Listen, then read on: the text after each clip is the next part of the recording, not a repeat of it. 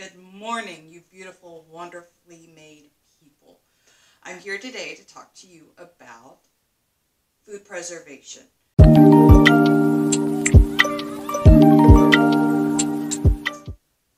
Hi y'all, this is Shelly with City Homestead. So, food preservation. There are 5 methods of food preservation, and we're going to go over them today real quickly. You're probably already doing it, and you just don't even know. I know I didn't realize it until I actually got into what food preservation was. And basically what food preservation is extending the lifespan of your food. Have you ever said, oh, this is fixing to go bad, let me put it in the freezer?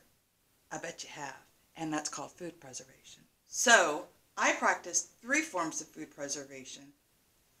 The first form of food preservation is something as simple as putting it in your freezer. There is no cost to it. There is minimal expertise or difficulty to it. You can put something in Ziploc bags if you're here in Houston. These are the best and the most cost effective. If not, your Ziploc bags or whatever you trust. Or you can even get the Food Saver bags, which will extend your products in the freezer for a longer period of time. You cannot use the Ziploc bags for too long because it does affect the taste and the freshness of the food, whereas the Food Saver bags will last longer in the freezer. And you can do this for meats, cheese, leftovers. I saw this weekend somebody used a puree, just really cooked out all the moisture and used a puree in there, other than a soup, obviously. All right. The next form of food preservation is a dehydrator. I started with the dehydrator. Now, I was gifted a dehydrator because at that point in time, I was making my kids, who were very young at the time, homemade popsicles and homemade fruit roll-ups. And it was a way to preserve fruit. And it was something that I can give them that they thought they were getting a treat. And that did work until they got to be school age and they realized that they were allowed to have popsicles at first thing in the morning. And they realized that it wasn't something necessarily that was off limits. So just tip, if you have little kids, just say no every now and then so they think it's not as healthy as it actually is. This is an Excalibur dehydrator. And I have just recently moved up to this. This is a commercial dehydrator. I love this as opposed to the round dehydrators or some of the other dehydrators. The heat comes from the top and the bottom. So you have to continually switch out the trays because the stuff at the top, wherever the heat is, or the bottom, is going to be overdone versus the stuff in the middle. And so with this, the heat is coming straight from the back. And so I do not have to switch out the trays. And it holds so much more. All that surface space. The other ones have a hole in the middle. So whenever I go to, like this, to go pour it out, all of it comes out there and falls everywhere. I find this less messy. And I've been looking for one of these within the price range that I wanted to pay for it since March, and I just found it a couple weeks ago, and I love it as much as I thought I would. Now, this next form of food preservation is a little bit more labor intensive, but it does open your options, and that's canning. You can water bath can, and that works great for your jams, your pickles, your tomatoes, anything that has a high acidity. And then there's also pressure canning. Pressure canning is more for your broths, anything that has meat in it. And it is, a lot of people talk about how they're scared of it. I find it easier than the water bath canning, and I love it. The only thing left for me to get is I would like to eventually get an electric canner, only so I don't have to babysit it so much. But that's for later, not right now. You can also can your leftovers, but you would have to pressure can that. Perfect example, I made a batch of spaghetti sauce, and everybody loved the spaghetti sauce. So instead of putting it in the freezer and taking it from my freezer, I went ahead and I canned it. Now it's stable shelf. just like your regular pizza or your spaghetti sauces that you would get from the other name brand at the grocery stores. And I probably didn't pay as much. Now the fourth type of food preservation is fermentation. I'm not very familiar with it. There have been a couple of recipes. From what I understand, people tend to use those more for hot sauces. You can do like a garlic fermented honey, just different things like that. I would like to get more into that, but at this point in time, I just don't have the time. And then the last form of food preservation would be freeze drying, which I am really, really interested in.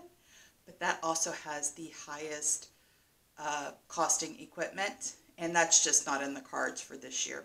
Maybe in the next couple of years, but not right now.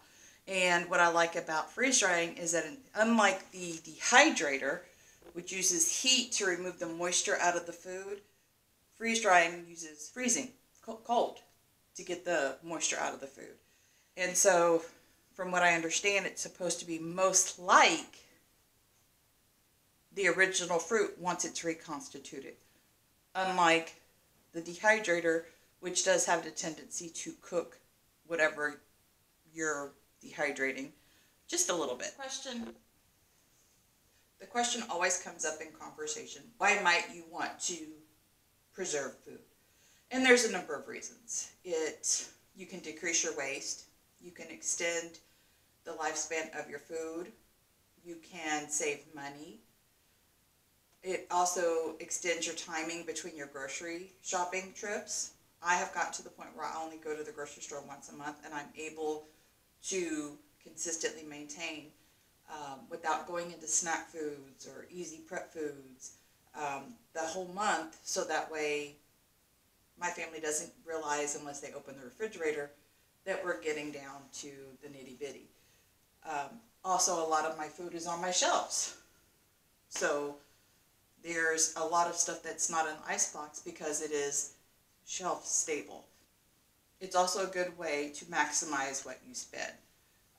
The last thing you want is to go grocery shopping and then throw half of those groceries away a week or two later. So learning how to preserve food is not something that's only for the homestead, but it's something that's especially right now with the prices so high, it's a good way to maximize your dollar and to have some food security within your home, because you either know how to make something from scratch, or you know how to preserve it, or you can extend the usage of it, which is all excellent things in my point. As far as what method of food preservation to use, it is strictly up to you, and you have to choose what works for your family. Some families don't do the dehydration. I love doing it because I can do all of my own herbs, and when fruit goes on sale, I dehydrate tomatoes, which serves as a thickener for spaghettis or any kind of red sauces. I do a lot of canning. I do beef broth, which is with all my leftover vegetables and leftover bones. Make our own beef broth.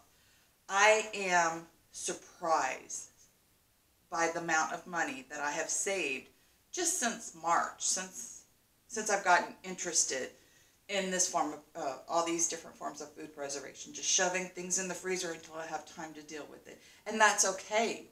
There is nothing wrong with shoving anything in the freezer. Being able to can things, to get it out of the freezer, to be able to dehydrate things so that you can put it in a jar and use it in a different way. First thing I started canning was my broth, and we usually keep 12 quarts that we would buy. We always kept, because we use it for everything.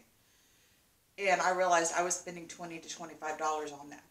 Well, now I make my own. I do it once a month. I make my own. Sometimes I have leftovers, sometimes I don't. I've also stopped buying boneless meat and started buying bone-in meat, so that way I don't have to use a broth, because I'm making a broth in the dish that I'm cooking. So there's a number of different ways to save money and to extend what you have put your time and effort into, as well as to still have good tasting food. So this is just a little bit about food preservation. I was not able to find a lot out there, so I do hope you find value in this. If you do have any other questions, please let me know, and I will be more than happy to answer them. Have a blessed, beautiful day, and enjoy the weather. Thank you.